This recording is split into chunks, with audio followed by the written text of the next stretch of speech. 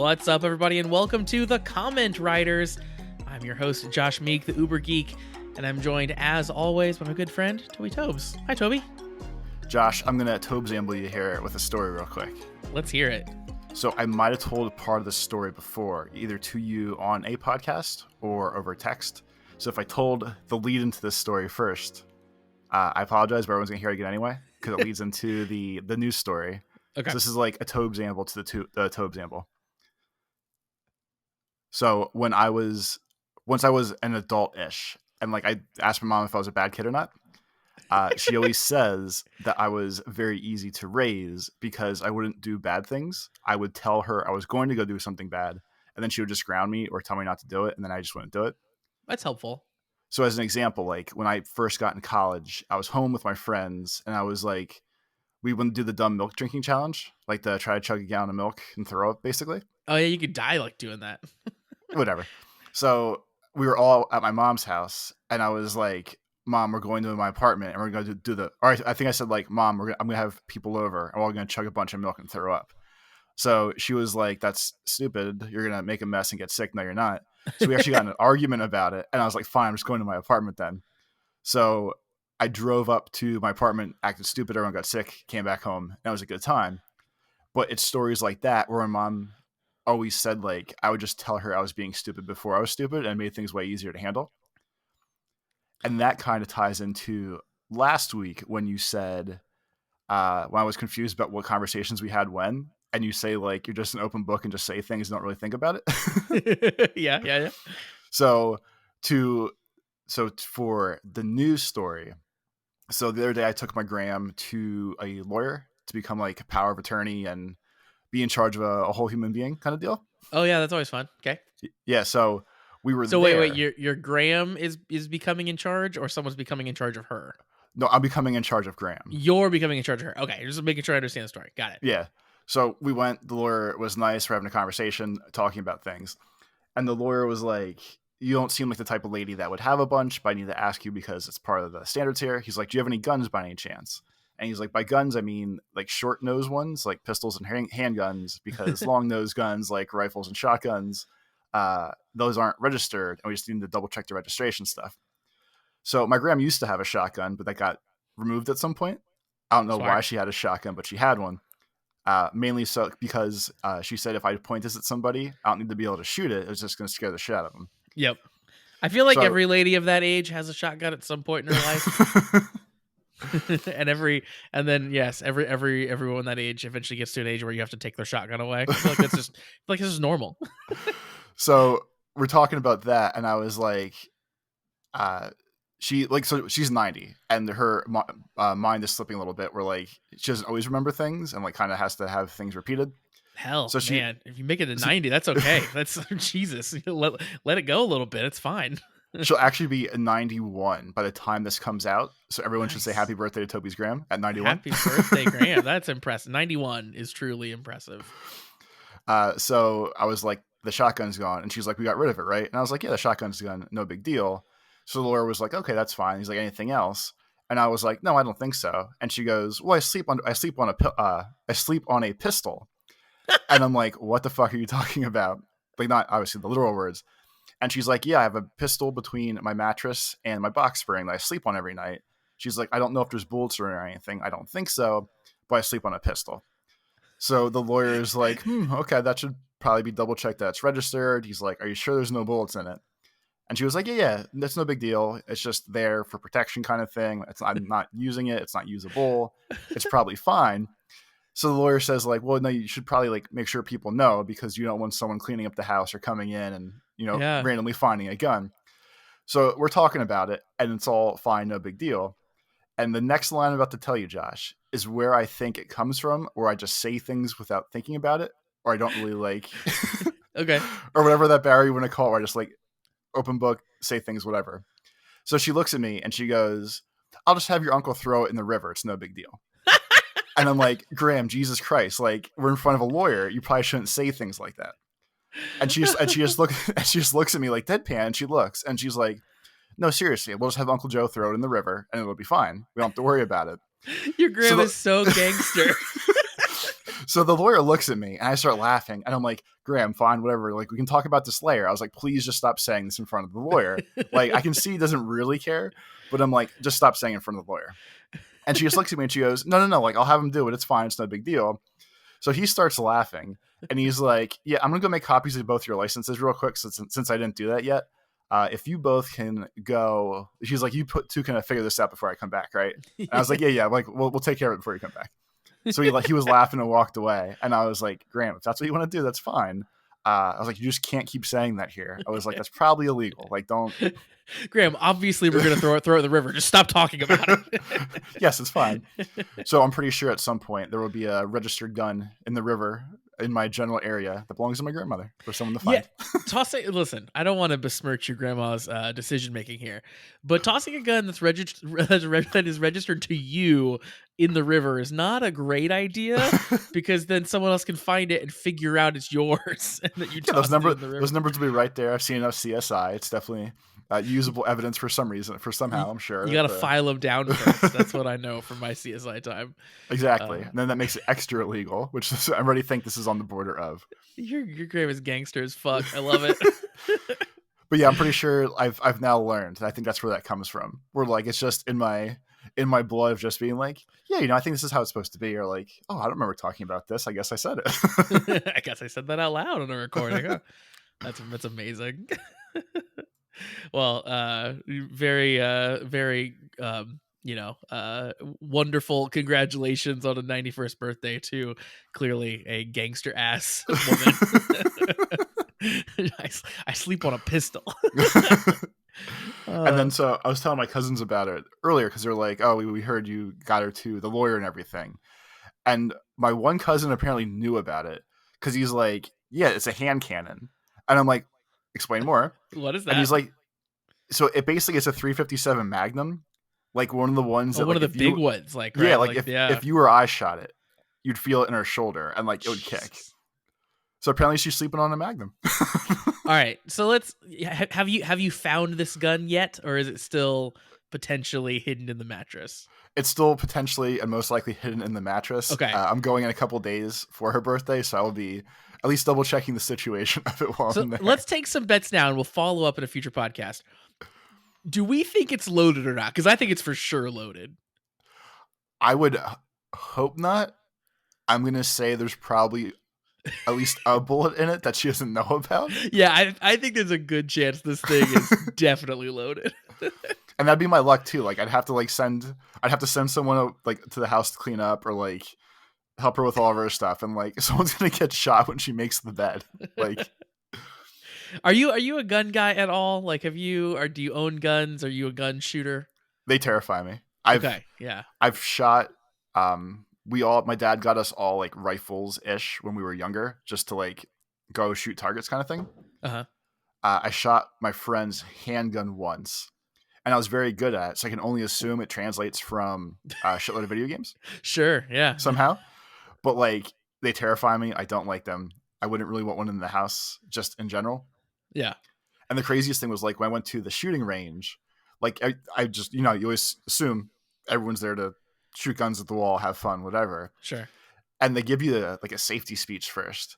And he was like, yeah, just so you know, like, you obviously have to trust everyone else that's in the room. Like no one's going to, in theory, turn the gun and shoot it at you. But like, here's they all where we are holding a gun. Yeah, exactly. Yeah. So then I got extra nervous. And then during that speech, he was like, please make sure that you're aiming for the target. Don't just shoot the backstop or the wall to be an idiot for fun, because bullets ricochet and you might not get hit, but you might hit somebody else. So then when I went in to shoot the gun, like the whole time I was like, is some dumb asshole going to take like a random shot or hit something stupid somehow? And I'm going to get hit by a bullet anyway.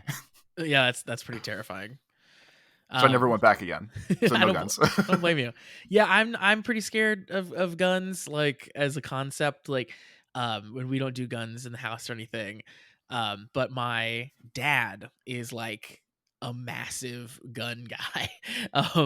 Like to the point of collects them, like has more guns than he probably would ever actually know that he owns. Honestly, he's got a massive like gun safe in his basement. And at least they're in a safe though. Because like Well, my dad. Oh, okay. well, so he's also the guy. I don't know how much he does this anymore because I try not to ask and I try to stay out of it.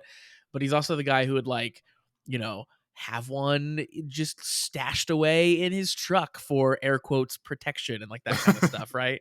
Um, which is that's the part that gets really terrifying. I'm just like, am I gonna open up a drawer in this house and just find a loaded handgun in it or stuff? And he he usually though like he does that stuff where he'll hide a gun, but like he like kind of paradoxically is also like very into gun safety too. So like I think any gun that's hidden around isn't loaded. Like there might be like bullets nearby, but like I don't think he hides them loaded if they were hidden. And then I think typically if he hides them, it's like, or if they're hidden, it's like he's nearby and he'll bring it with him like when he leaves. Like if he like left his truck, I think he would bring it like in the house with him, I think is what he does. I would Um, hope so. but I don't know for sure. But I just know that like I know when I was a kid, I got a lot of like gun safety speeches from him in the same vein that you're just describing. And but then I think he thought as I got older, like I would be into guns because he was into guns and I was never into it. Like I never really wanted to do it. So like I got a couple guns like given to me for gifts, right? Like at birthdays and stuff. And it's just like cool. It's this Happy thing that birthday! Here's kind a of six is, shooter. yeah, like, this thing that's kind of scares me, and it was always just like, oh, that's neat, thanks. We can put this in the gun safe now, and like I'll never see it again. That's um, how my dad was too. Where like he was hardcore into the collecting yep. aspect, and he even had whatever license you need here to actually like buy and sell them to people. Oh, So I know okay. like he was like hardcore into it, but like Like a dealer. I really don't remember there being a gun safe in the house. Like I'm pretty sure they were all just like in boxes downstairs in the basement there. Which like is not ideal, but you could still have like the safety lock on each of them, so you couldn't pull the trigger. Technically, you could still I guess store them safely or somewhat safely if there's not a gun safe, but like it definitely is a little bit scarier.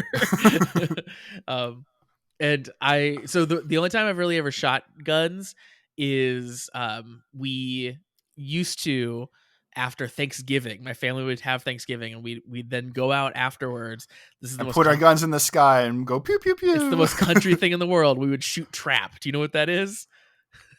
It's where you Oh yeah, fling the the clay clay pigeon in pigeons, the right? air. Yeah, yeah. We would do that after Thanksgiving dinner, which is pretty fun. Like if you remove it from like guns and everything else, and like guns are kind of scary in themselves. Like if you just break it down to like the video gamey aspect of like tracking a target and shooting it in the I'm air, playing Duck Hunt for real. exactly, it actually is a very fun thing to do.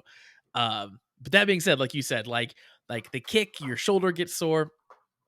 Also, shotguns, if you've only ever played video games, as I'm sure a lot of people listening to us have, and that's your only exposure to guns, the shotgun is always the thing in the video games that like travels like what, like 4 feet. That's about all a shotgun goes in a video game.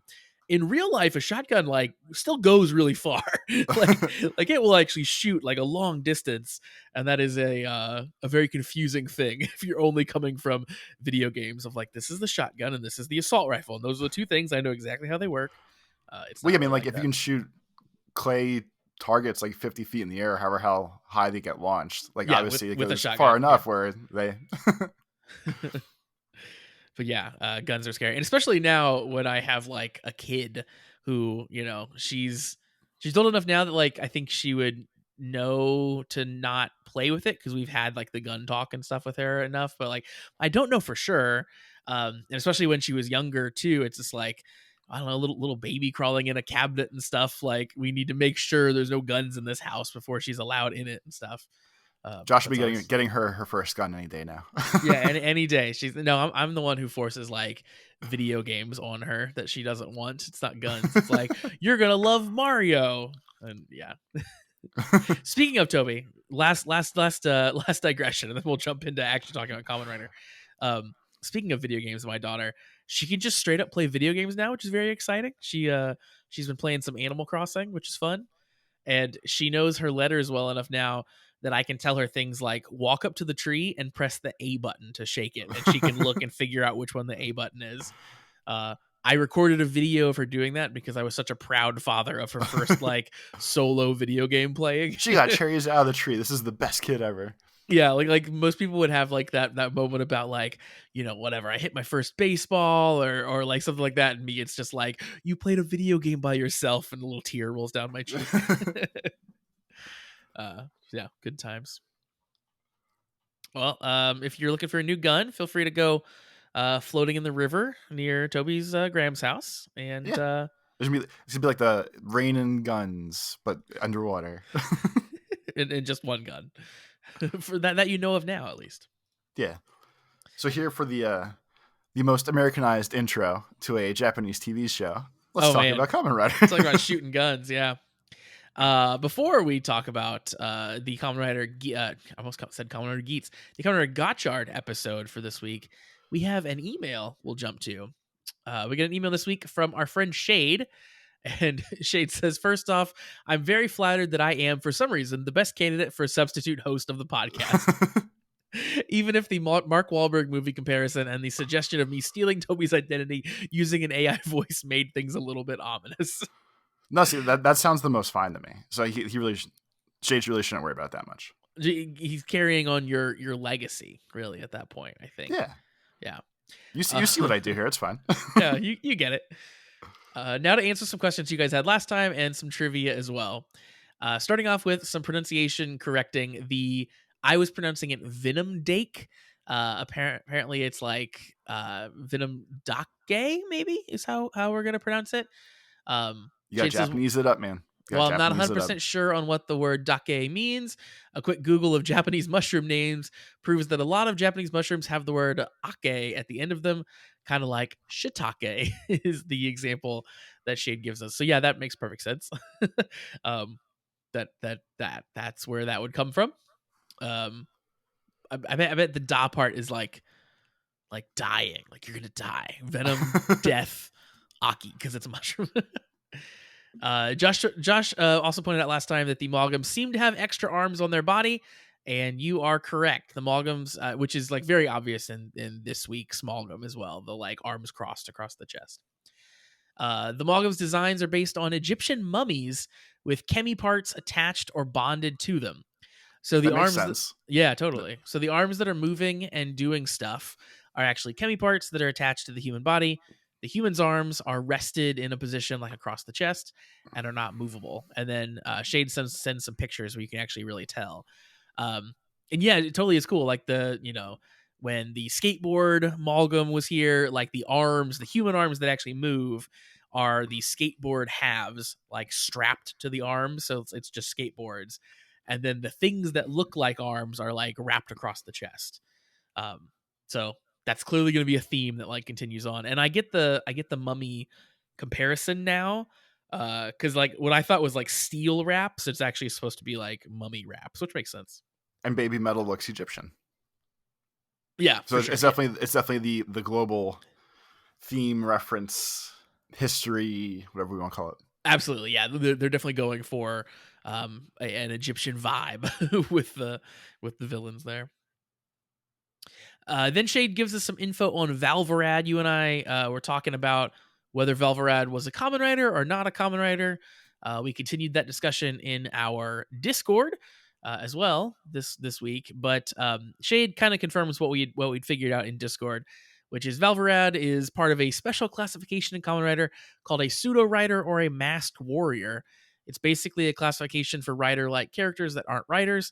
And let me tell you, this category is confusing as fuck, especially when there are riders that don't look like riders and non-riders that look like riders or non-riders that eventually become riders. Just wait till you watch more series to know how confusing it really is.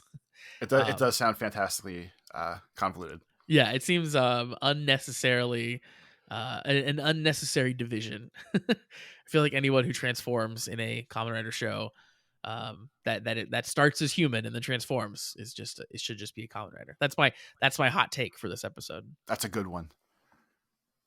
Shade tells us that the new form in this episode has a new theme called Rising Fighter, and it's by Beverly. And Beverly previously did the opening for Kamen Rider Build, and Shade also links us an English version of the Kamen Rider Build theme that Beverly did.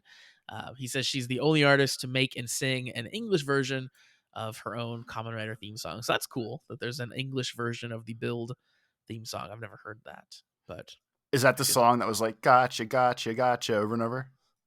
The Rising Fighter one. That just sounded like it kept saying gotcha, gotcha, gotcha in the actual like episode towards the end. I think so. We can listen to the Rising Fighter together after this and see. Ooh. I think that's the one. It's when yeah. And then a fun fact that about the weird takoyaki hat. We talked about that last time. That the kind of friend from school was wearing. Shade says, if I'm not mistaken, that hat has been in Kamen Rider's props for over a decade. The oldest I remember it in was in Kamen Rider Double, which was the 2009 Kamen Rider series. They reuse random props like this from time to time. For example, the weird Tanuki statue that KY used to hide from his sister. That thing has been used since like 2007, Shade says. Fantastic. It's fun watching so many shows to the point where I can recognize the random ass props. That is very funny. It's just like, yeah, we just had this hat in the prop department. You want to put on the weird hat? Sure, let's do it. And then Shade sends a couple interesting photos. There's apparently a convention where Decade's actor was at, and he tried on the Gotchard driver. So that's a cool smashing together of seasons where you get an old rider wearing the new belt, and then they also recreated a shot from Superhero Tyson. So there's a comparison basically from the movie in 2012 and then the recreation from 2023 of the two actors that were in that film. So that's very cool. And that concludes the email. Thanks very much, Shade, for sending that in. Go ahead, Toby. You got to tell people where to write these emails. That's what I was about to do. You can send those emails off to cast@kamenridersucks.com. We'd love to hear from you, to get emails just like Shade sent in, just like our friends do. And also, while you're writing an email, maybe consider joining the Patreon. I mentioned our Discord a couple times and the conversations we have there. That's one of the perks of joining the Patreon. And for just $3 a month, you can get bonus content from us. One of the things we do is Watch and Reacts, where we watch Kamen Rider series. Right now, we're watching Kamen Rider X-Aid. You get to watch along with us, hear our thoughts as you watch the episode. It's kind of like Mystery Science Theater, but with these two idiots and Kamen Rider. Instead of robot idiots, it's human idiots. Exactly. And it's a pretty good time. We are thoroughly enjoying X-Aid right now. And we got to figure out once X-Aid's over what we're moving on to next. But yeah, we'd love to have you join. There's links in the description wherever you are listening to this to learn more. Toby, let's jump into talking about Kamen Rider Gotchard, shall we? Let's do it.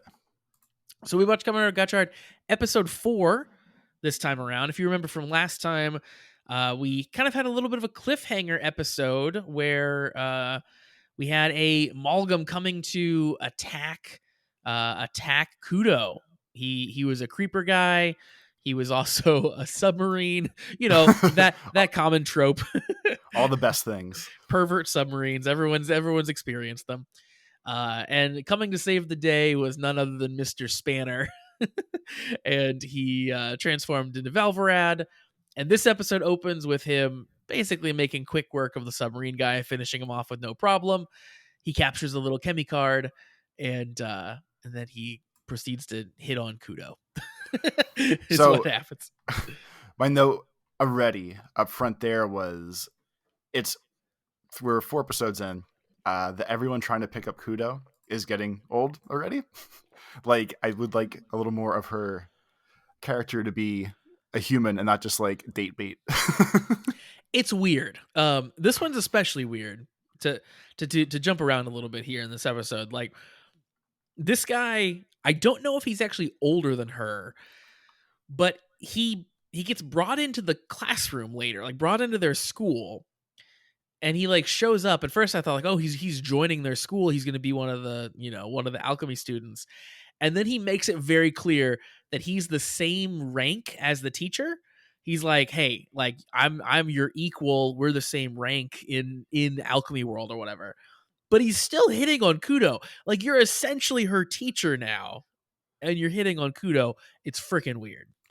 Well, so just to get off this specific topic, uh, I feel like she was asked out like 2 or 3 different times this episode She was, yeah. by assorted things, and then at one point, someone like flat out said like, "Oh, I used you as bait to get this done." So now she's a love interest for everybody. She's bait for monsters and story progression.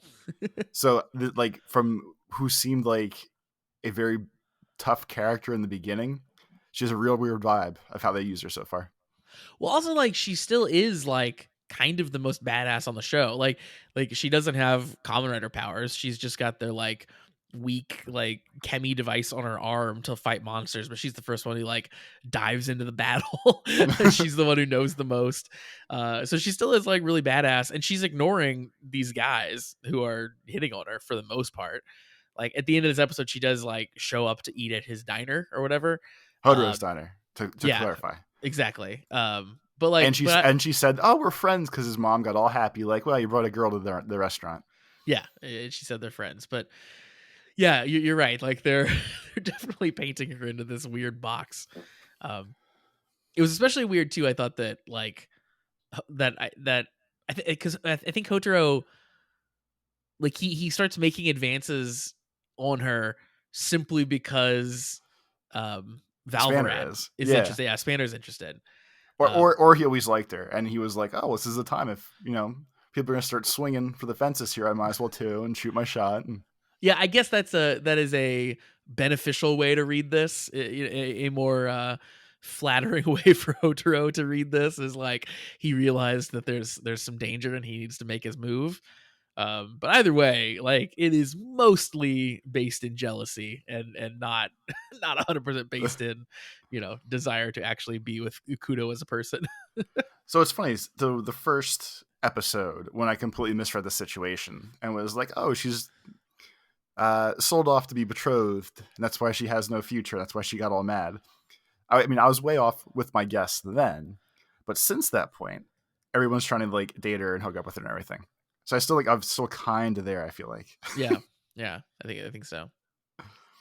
Also, before we move on too far from the opening here, the theme song has 100% grown on me. Like I liked it from the beginning, and now it's to the point where I love it. And it is you mentioned it before, and it's really hammered home for me. It is just quintessential Toby core. Like it is. It is the exact blueprint of a song that you would love. The fact that there's many people in my life that can say that comment to me is hilarious, because like I must put out a real musical vibe in that regard of like, yeah, this is it. You need like these 3 things, like some fast drums and maybe some screaming, and then like the chorus that's like, yeah, we can do it, blah blah blah. Like, yeah, it's the for me specifically in this song, it is when they come in after the rap part. There's that like it's like maybe even a key change, but like a very like triumphant, like da-da-da, like that part is like very like, okay, yeah, that's the thing that makes it Toby core for me. It comes from years of like you sharing music with me, like that's what it is. Like that's always the same thing, basically. not always the same thing, but like it's just like you get the vibe of like the stuff that really speaks to you. We also find out the featured chemis this week, Toby, are Sasuke Maru and Energil. Energil.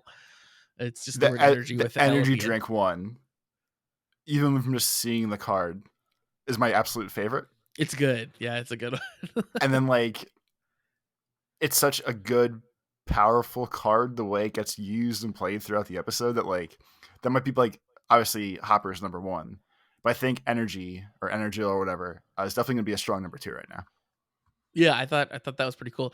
I wish that he like acquired them in a more interesting way, because that's kind of comes up here next. He runs into the weird kids in class, I guess we'll say. And she's a different animal now. I assumed last week she was always going to be the octopus. No, or she was the like, well, squid or whatever. she's just like a tiger or something now. Yeah, so my I'm assuming they'll make her a different wacky animal every time. It seems that way. Yeah.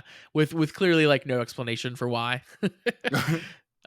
Yeah, she's just like a weird tiger. She wants to borrow Camantis, and she's offering up the two Sasuke Maru and Energiel as a trade. And Hodoro takes this trade. He thinks about it for a while. He's like not sure if it's the right thing to do, but then he still takes it. So this guy's ethics are very confusing. He wouldn't buy a Kemi, but he'll trade one. So the create not so much like that part of the weird drama, but like her sales pitch is, I thought you want to befriend, thought you want to befriend them all anyway, so it shouldn't really matter. And that's kind of the point that like he flip flops on it. Yeah. And then I've vaguely changed my guess for the end. He doesn't need to collect all of them for like him to like win the show, for lack of a better term. I feel like the ending's gonna be he's gonna be friends with all of them. Like whether he has the cards or not, he's going to be friends with all of them. He needs to become their god. He needs them all to trust him, so then they'll all work together. Yeah. Uh, and then speaking of hitting on Hotaro, or sorry, speaking of Hodoro hitting on Kudo, he runs into his little buddy, his little monster hunting friend, and I have one of those. yeah, exactly. The monster hunting friend is telling him about sightings of a like masked hero, and Hotaro is instantly interested. He's like, "Oh, what's his whole deal? Do people think he's cool? Yeah. Tell me, like for real. Like, do people think he's like a cool guy or like awesome or like are they saying good things? Do they want to be him?" The friend says, "Yeah, people think he's super duper cool, reportedly." And then Otaro, we cut to him in classroom, and he's just like freaking blissed out on the Cloud fact nine. He tells Kudo like, "Hey, do you know people want to be Kamen Rider? They think he's really cool. They think he's a hero of justice." And then right after that is when he's like, "You want to come to my place?" So yeah, he's thinking he can't miss at that point. And like the only like other random thing that like that's when Spanner walked into the room, but they shot it so like 90s teen drama with like the slow pan and like, oh, the boots are strolling in first and wow, he's so cool. Like look at this guy, everyone's gonna love him. It was actually like the way that it was shot was so funny because first they show the boots and I was like, well, I think that's just Spanner's boots, but like the way they're shooting it, like this maybe is somebody completely new that we haven't seen before. And then the big reveal is like, no, it's just the guy that I was imagining it was the whole okay. But yeah, the actual wording there, just so we don't miss that part, was that Spanner is an A rank alchemist sent by the top brass. So that is a little, I think, hint to the world at large. Like there's a larger ranking system of alchemists. There are top of brass, and they can assign alchemists out to different places. So clearly like they sent him over to deal with the chemi breakout, the 101 chemis that got broken out and stuff. We gotta keep eyes. We gotta keep eyes on this one, guys. Let's send our best boy out here. Exactly. Like I think he's gonna hit on the tweens again. Like it's fine. It's a small price to pay.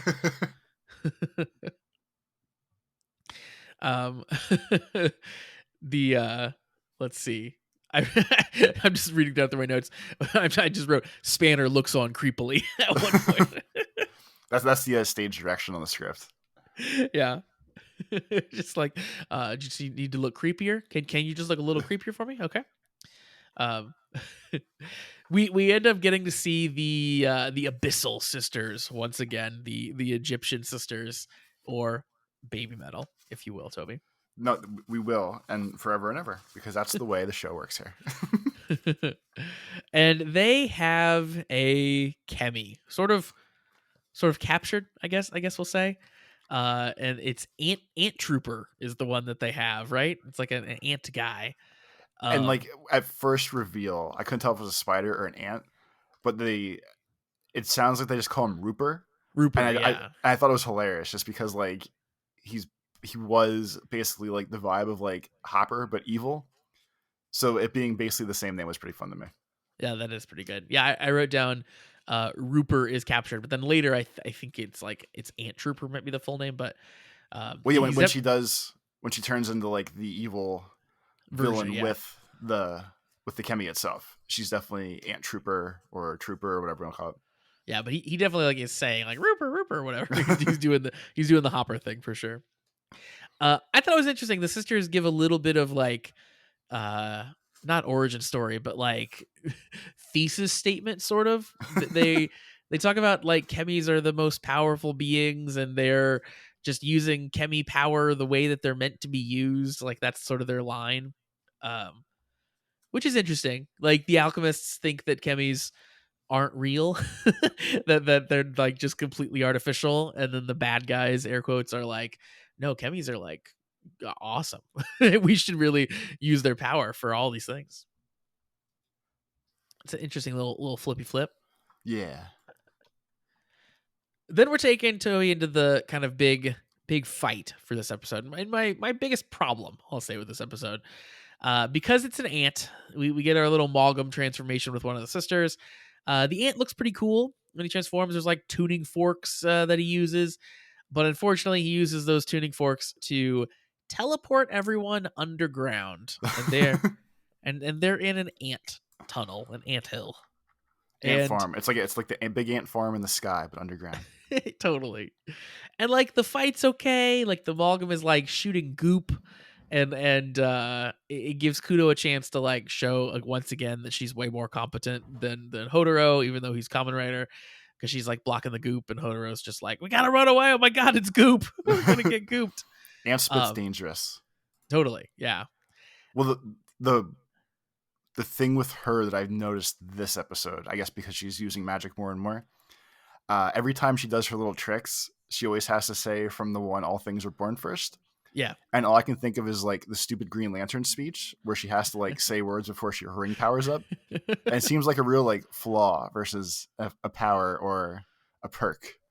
Not to, all right, to slightly defend Green Lantern, he only has to say that, I think, before he starts charging his ring.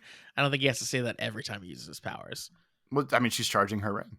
I mean, yeah, but like when he has the lantern, he's got to say, "And brightest day and blackest night, no evil shall escape my sight. Let those I'll who do it. worship Oh yeah, evil's yeah. light." Keep going. Behold my power, Green Lantern's light. Yes, I do know the entire Green Lantern. No, I knew you did. I feel like at some point in life you and I talked about it. And like, oh yeah, I know the whole thing. It's like this. Blah blah blah. Now I don't know all the like different colors, like all the different colors of lanterns. They all have a slightly different one. I don't know all those, so I'm not a nerd, Toby. Yeah, you're safe. You're definitely safe. Yeah.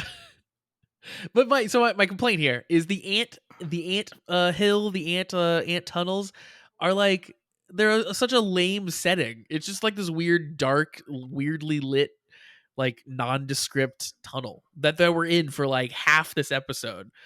It just looks like shit.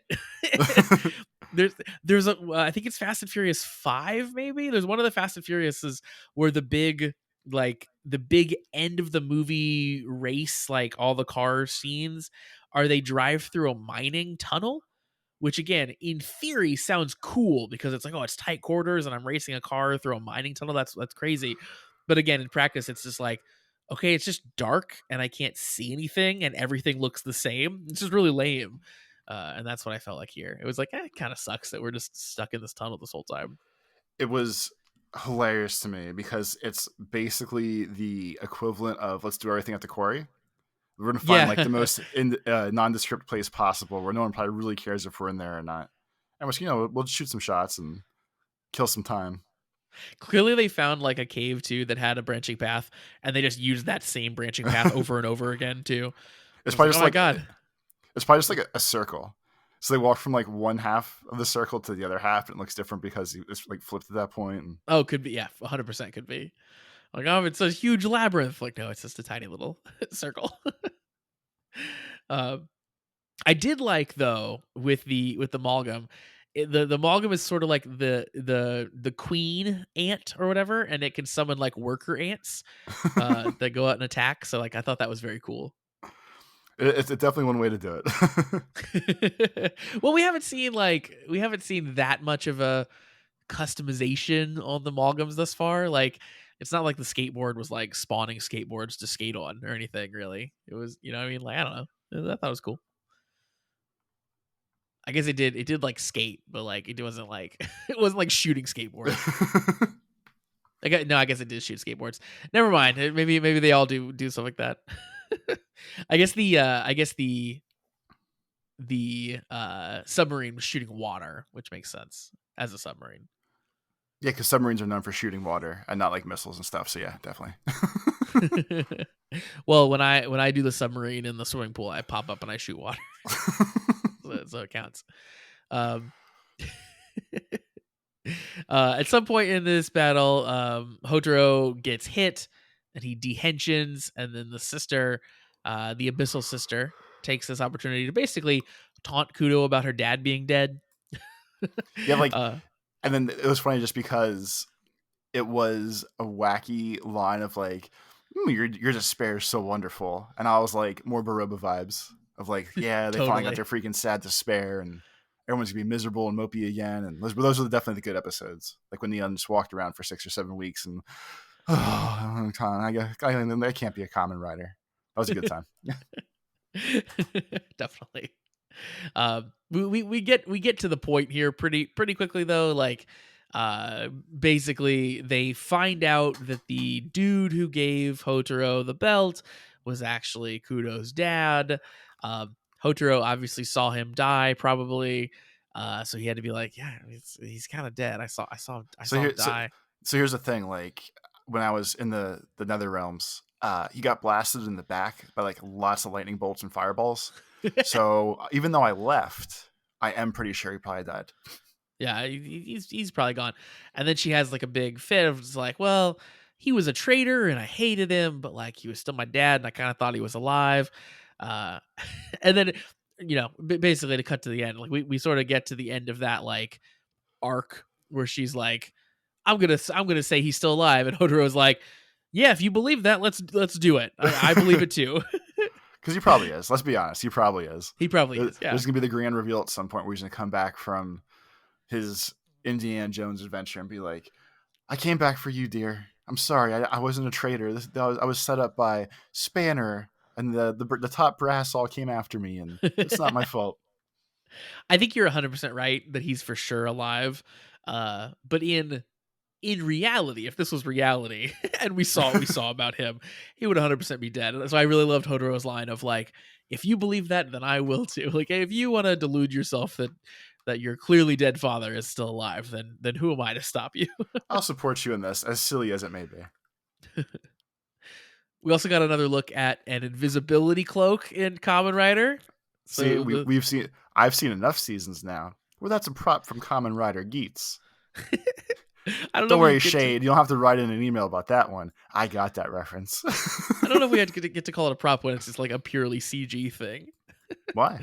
No, because when they dropped it, it was still like sitting on the floor in a bundle. Okay. So it's definitely a cutout green sheet that they just drop, but It's a real thing. It's the green sheet from Kamen Rider Geats. And I think that came courtesy of the Sasuke Maru card. And then we use the Energil card as direct shop the rest of the episode. Pretty much, yeah. So first we get like a wild form with the two of them combined. So it's not a full on like looks like a Kamen Rider, but like turns into one of those like crazy whirlwinds and like hits the monster real hard and stuff, which was cool. And then we actually do get a new actual Kamen Rider form. We pull out the good old classic Venom Dake, which we got recently, and the newly acquired Deep Mariner, which is the submarine pervert, and we combine the two of them into Venom Mariner. And holy shit, what a form, Toby! Why don't you describe for the people what Venom Mariner looks like? Like if you recall. Like snorkels on a heart? Yeah, pretty much. On his head? Like pink scuba gear is sort of the basis of the head. There are like torpedoes that come out. He's got like these weird like propeller hand things, and there's a lot going on. But like Pink Heart Scuba Gear is the head. Yeah, It for is sure. not what I expected, but boy, is it good. Even though like they're going rapid fire with all the fancy suits, I do enjoy getting all the like fun different suits every week. Like it is cool to see which pieces they decided to put together to make an actual thing. But For this one, sure. like, it, like there's, I guess there's supposed to be like depth charges maybe for like the mine looking things on his helmet. But That's probably true. he basically looks like Minnie Mouse or Mickey Mouse. He does. He does. Yeah, and pink and purple. It's great. This form was so dumb that they didn't even let him finish the episode with it. Like you just get to see it for like a little bit. He does like the one thing with it, and then they're like, "We're just kidding. We're going back to a par esquibo. we're good. We're gonna go back to the cool one. Don't worry." But before that, Energil got to be a ruse because there was a point where the Malgam grabbed Kudo, and like basically is like, "Hey, toss over the driver," and Hodoro like tosses it over, but Energil like pops out, like fights back, and then punches her in the face, the... and he's like, "Ha, clever energy drink, clever." But yeah, energy drink's definitely the star of the show for this episode. Yeah, I think so for sure. And I will say, credit to you, when he transforms back into the Apari Bushido Skibo combo, he actually does skate on his weird little shoes. So you pointed out that they might be skates with the weird shape that they have. I think that's exactly what they are. I think they're skateboard shoes. It's like wheelies but better. Yeah, pretty much. It's like wheelies, but like in the front, kind of like yeah, it's strange. Well, they had both. Well, like because this is super nerd talk now, because there was Heelys, which were obviously on the back of your heels, and then there were the ones that had the wheel up front by your toes. I forget what those are called. Oh, And then there was ones that like the wheels popped out more like roller skates. I feel like there was like 3 generations of super wheel shoes. Well, I think the pops out like roller skates is a version of Heelys. That's Okay. that definitely, or like, well, there were some that popped out, and then there were some Heelys where the wheel just like pops off, like completely off. Also, I love that Heelys is still a brand. You can just buy new Heelys right now. Do they still have them? I'm on their website. Yeah, I was just gonna do the same thing. Dude, we should get some Heelys. I could fucking kill myself with some Heelys. Let's go. The kids that were good with them, I always thought was crazy because there was the tangents right now are wild. I'm like trying to have this conversation, but not. But like the kids that were good with those that could like basically run at a full sprint and just kind of like fall back on their heels and just go super fast and like fly around. It's I always insane. thought those kids were pretty cool.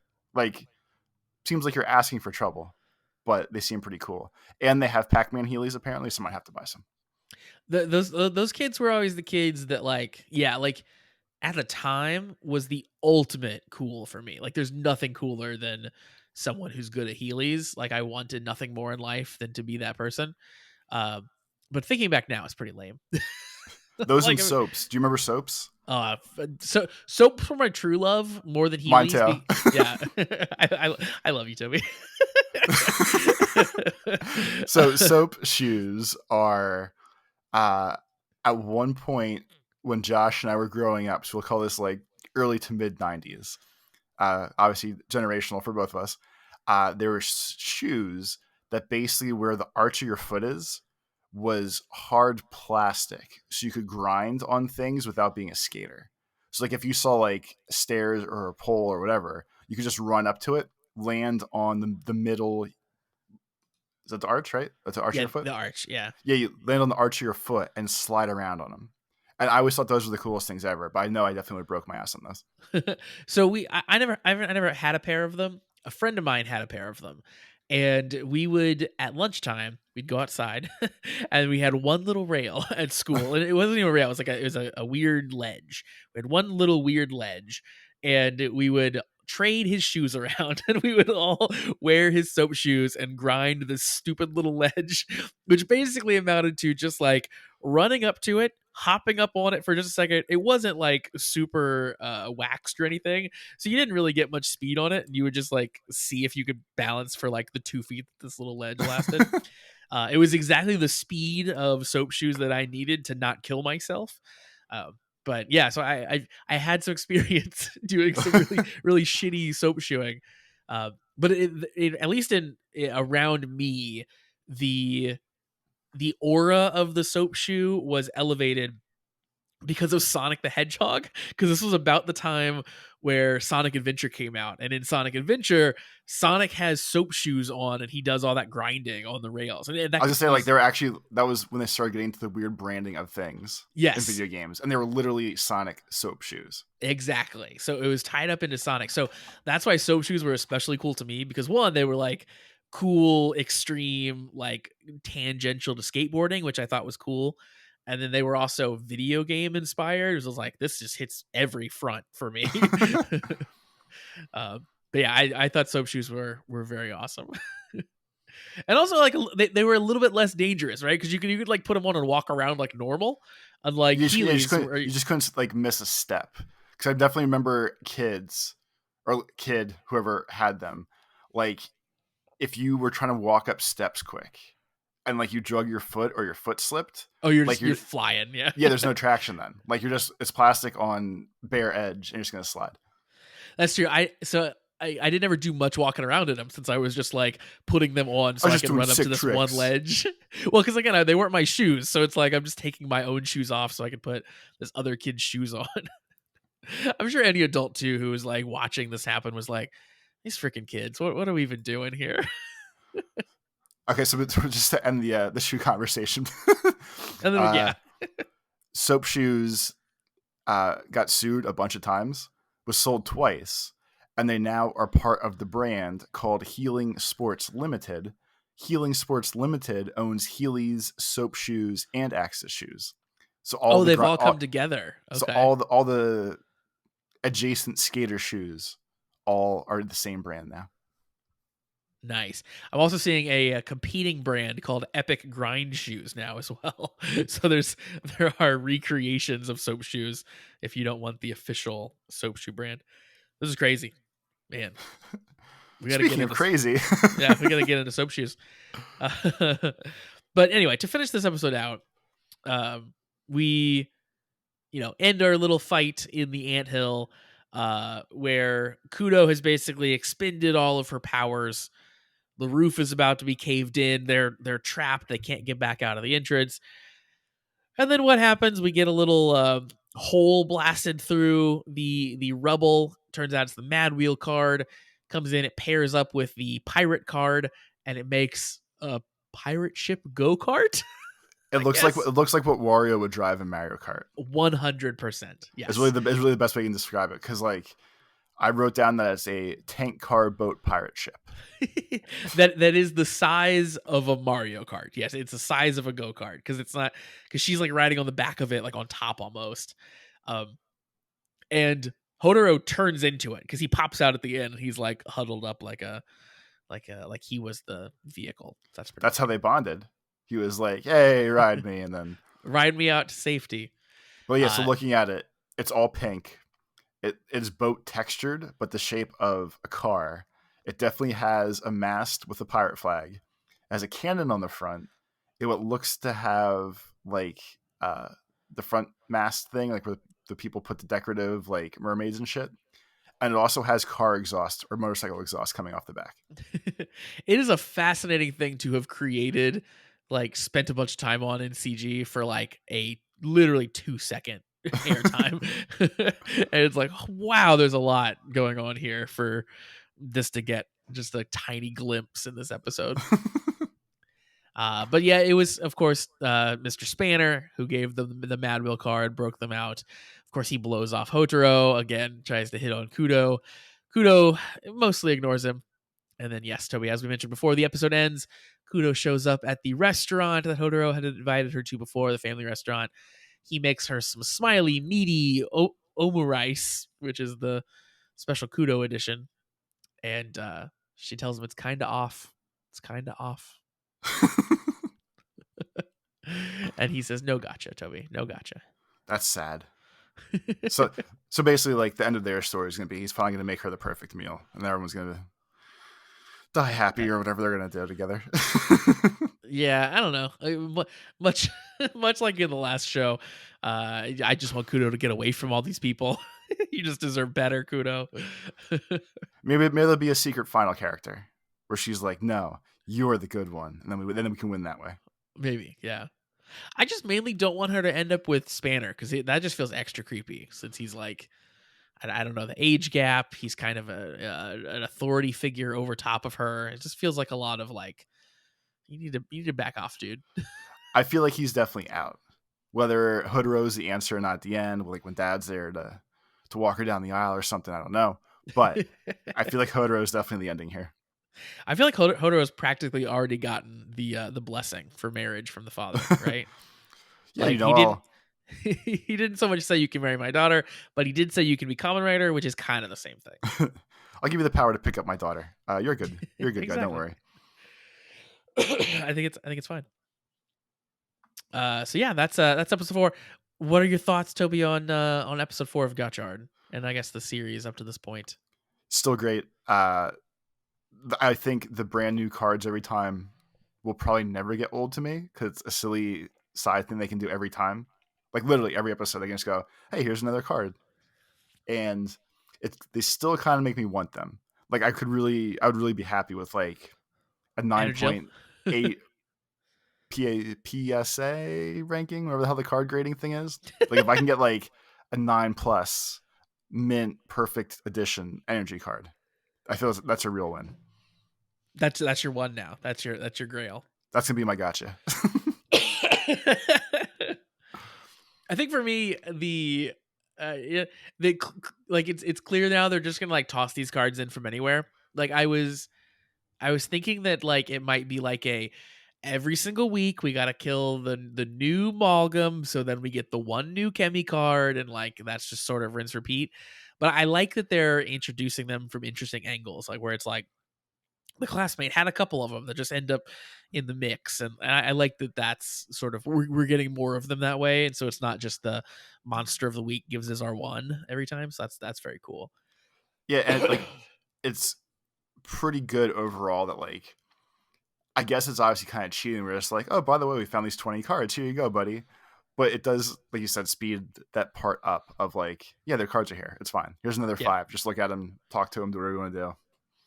It makes them like a little bit less precious, like in a weird way. Like there's just a lot of these. Like we're let that so that way we can like toss Mad Wheel through this wall, and like we don't have to spend a whole episode reminding you who Mad Wheel is. Like yeah, we've seen him. It's fine. Just like we're gonna move on, right? I think that's cool. I also really appreciate that this episode. I think was a good example of when this show first started, like the first 2 episodes. Hodoro seemed too perfect, right? Like he was like he did everything for his mom. He had no hesitation becoming a hero and putting himself in danger. And it was like, okay, you don't have any flaws. Like what's going on here? And then like now in the last 2 episodes, we've started to see his flaws. He's like overconfident in his ability to befriend chemis. And this episode, it's just like pure jealousy starts taking over for him.